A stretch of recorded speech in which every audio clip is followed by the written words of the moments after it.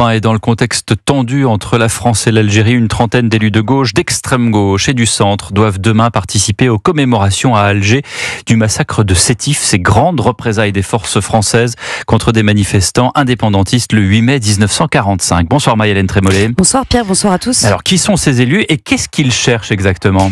Eh bien si officiellement ils répondent à l'invitation d'Alger pour la journée de la mémoire, instaurée par Abdelmadjid Tebboune lui-même en 2020, c'est surtout l'occasion pour ces élus de tendre la main à l'Algérie en montrant, je cite, que la France reconnaît sa responsabilité dans ces crimes coloniaux. Une position très assumée par Laurent Lardite, président du groupe d'amitié France-Algérie à l'Assemblée et député PS. Nous, notre travail, il est sur le long terme. C'est la responsabilité des parlementaires de poursuivre une relation et une amitié entre la France et l'Algérie. Ce déplacement à Alger le 8 mai est un moment qui doit marquer ça aussi.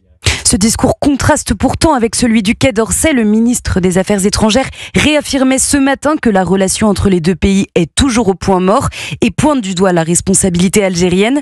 Il faut dire que rien ne semble pencher vers la restauration d'une relation bilatérale, bien au contraire. Non seulement l'ambassadeur français en Algérie, Stéphane Romatet, n'est pas rentré à Alger depuis son rappel il y a quelques semaines, mais c'est surtout le cas de Boualem Sansal qui cristallise les tensions. L'écrivain franco-algérien, âgé et gravement malade, est toujours détenu dans les prisons algérienne, et ce depuis plus de 7 mois. Évidemment, et on pense bien à Boualem Sansal, on le reconnaît, on le dit tous les jours sur Europe 1, sur CNews et dans le journal du dimanche. Merci Maï-Hélène Trémollet du service politique d'Europe 1.